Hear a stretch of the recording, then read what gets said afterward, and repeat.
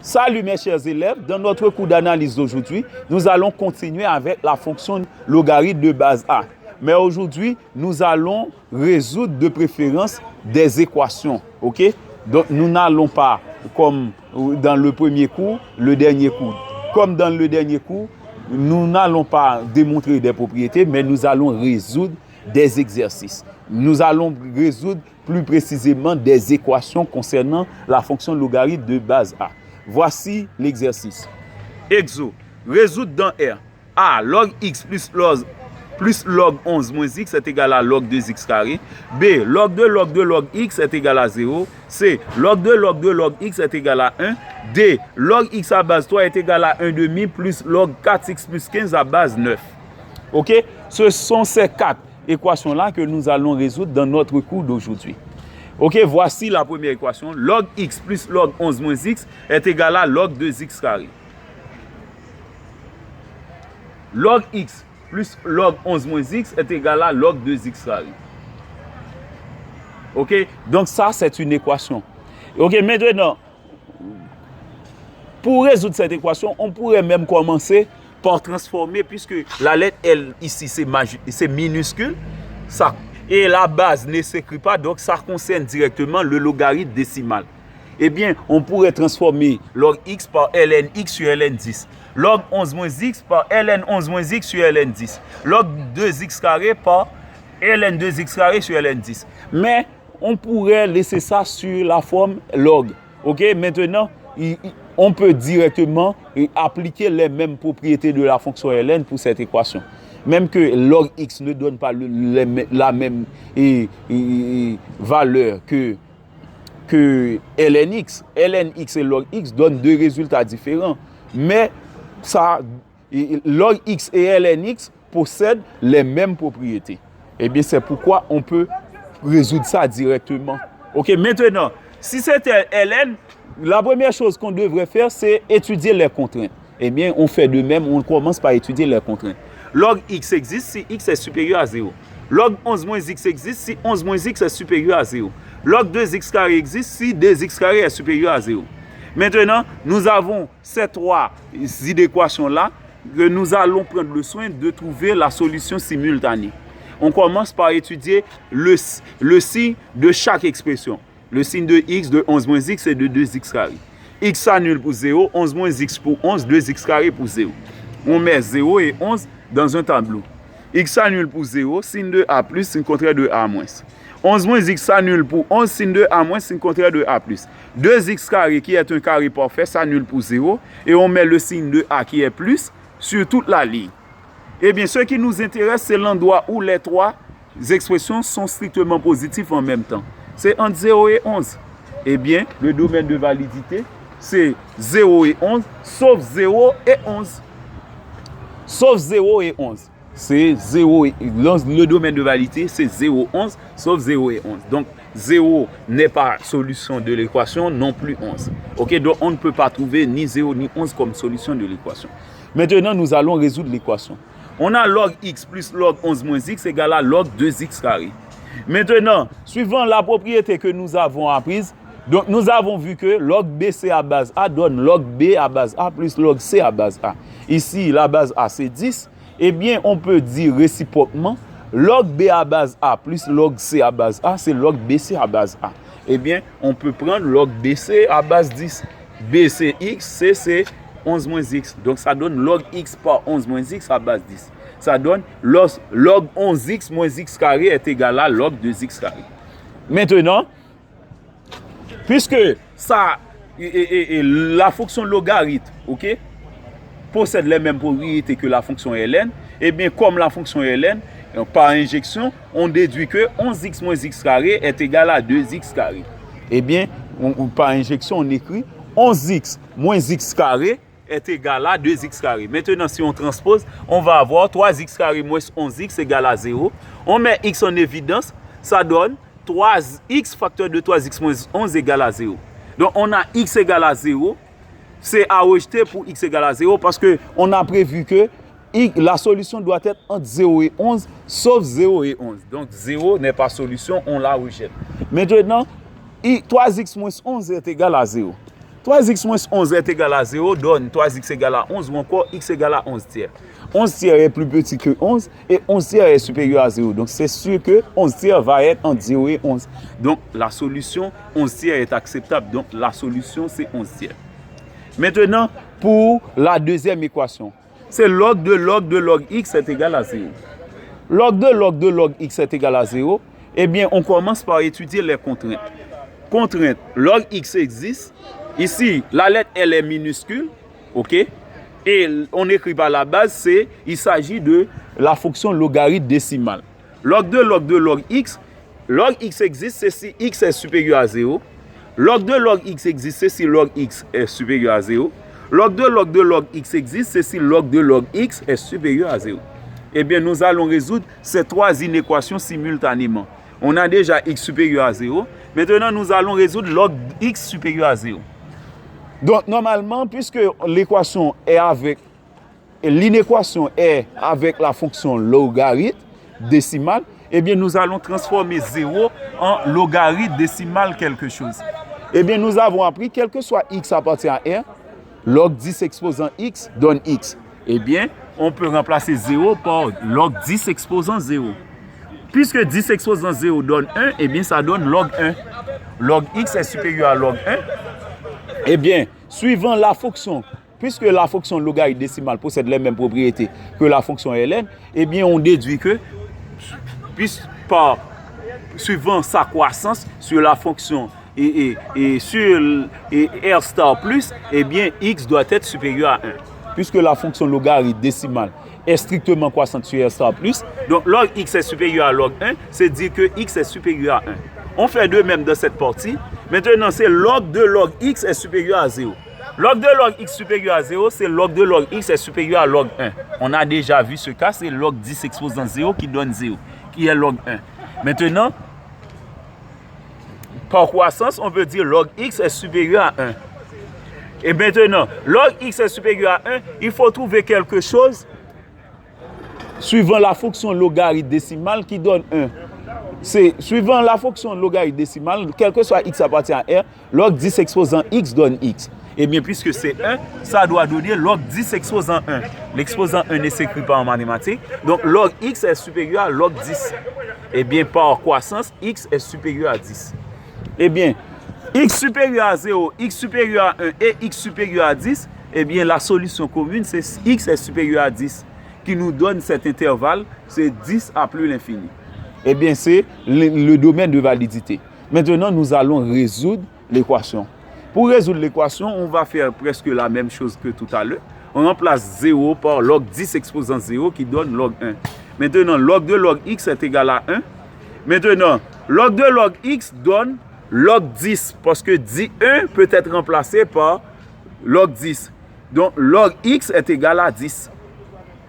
Maintenant, log x est égal à 10. On va remplacer log 10. Log x est égal à 10. Nous allons trouver quelque chose. Ok, nous avons appris quel que soit x appartient à R. Log 10 exposant x donne x. Eh bien, 10 peut être remplacé par log 10 exposant 10. Eh bien, c'est pourquoi on a log x égale à 10 implique que log x égale à log 10 exposant 10. Parce que log 10 exposant 10 donne 10. Eh bien, par injection, x est égal à 10 exposant 10. Puisque suivant les contraintes, x devrait être supérieur à 10 ou encore entre 10 à plus infini, sauf 10 et plus infini. Donc, 10 exposant 10 est acceptable. Et l'ensemble des solutions, c'est 10 exposant 10. Pour la troisième équation, c'est log de log x est égal à 1. Donc, on peut remarquer que c'est la même fonction, log de log x, que dans B. Log de log x. C'est seulement le résultat qui est différent. Ce n'est pas la même équation, mais c'est la même fonction. Donc, ce sont les mêmes contraintes que l'on va devoir étudier. Eh bien, on va trouver le même domaine de validité. Le domaine de validité, c'est 10 à plus l'infini. On conserve le domaine de validité qui est 10 à plus l'infini. Maintenant, on transforme 1 en log 10. Log de log x est égal à 10. Maintenant, 10, comme pour tout à l'heure, qu'est-ce qui donne 10 en fonction de log? C'est log 10 exposant 10. Donc, log x est égal à 10 exposant 10. Maintenant, log x donne 10 exposant 10. Quel que soit x appartient à R, log 10 exposant x donne x. Eh bien, 10 exposant x va être comme puissance de 10. Eh bien, log x donne log 10 exposant 10 exposant 10. Donc, on met 10 exposant 10 comme puissance de 10. Donc, x donne 10 exposant 10 exposant 10 qui est acceptable parce que 10 exposant 10 exposant 10 est plus grand que 10. Ok? Donc, puisque 10 exposant 10 exposant 10 est supérieur à 10, eh bien, on va pouvoir trouver une solution pareille pour cette équation. Eh bien, c'est acceptable parce que c'est plus grand que 10. Maintenant, et 10 exposant 10, pour donner le résultat final sans notation exponentielle, on pourrait d'abord calculer 10 exposant 10. 10 exposant 10 est déjà un grand nombre. Maintenant, voir 10 exposant 10 exposant 10. Il faut calculer 10 exposant 10 et ensuite donner la puissance, de donner le résultat comme puissance de 10 pour calculer à nouveau 10 exposants du résultat. Eh bien, les calculatrices scientifiques ne vont pas pouvoir donner ce résultat. Ok? Les calculatrices scientifiques ne vont. Peut-être un super ordinateur et le pourra, mais les calculatrices scientifiques ne vont pas pouvoir calculer ce résultat. Eh bien, on laisse ça en notation exponentielle. Même 10 exposant 10 était donné sous forme exponentielle. Voire pour 10 exposant 10 exposant 10. Ok, donc c'est ici, c'est 10 exposant 10 exposant 10 de cette façon. Qui donne, donc c'est comme un escalier. Ok, 10 exposant 10 exposant 10. Donc il faut prendre 10 exposant 10 d'abord et le résultat comme puissance de 10. Ok, donc c'était tout pour le troisième exercice. Ok, qui donne 10 exposant 10 exposant 10. Maintenant, pour le quatrième exercice, qui est la dernière équation, juste avant même de résoudre cet exercice, je vous demande de bien vouloir vous abonner. Parce que vous voyez que le cours devient de plus en plus intéressant. Et je vous promets que le meilleur est à venir. Ok, la quatrième équation, c'est log x à base 3 est égal à 1,5 plus log 4x plus 15 à base 9. Ok, donc comme pour toutes les équations, on commence par étudier les contraintes sur l'inconnu. On a log x, x doit être supérieur à 0. Log 4x plus 15, 4x plus 15 doit être supérieur à 0. Ça donne x supérieur à 0. X est supérieur à moins 15K. Eh bien, suivant les contraintes, on a moins 15K, on a 0. Eh bien, nous allons voir dans quel cas on a x supérieur à 0, x supérieur à moins 15K en même temps. Eh bien, voilà, x supérieur à 0, 0 à plus infini. X supérieur à moins 15K à plus infini. Donc, la solution commune, c'est 0 à plus infini. Donc, le domaine de validité, c'est sans doute 0 à plus infini. Donc, on doit prendre l'intervalle 0 à plus l'infini comme domaine de validité. Donc, une solution va être acceptable ou possible, c'est si cette valeur est strictement positive. Maintenant, on revient à l'équation. Log x à base 3 est égal à 1,5 plus log 4x plus 15 à base 9. Maintenant, on fait le calcul. Log x à base 3 donne ln x sur ln 3.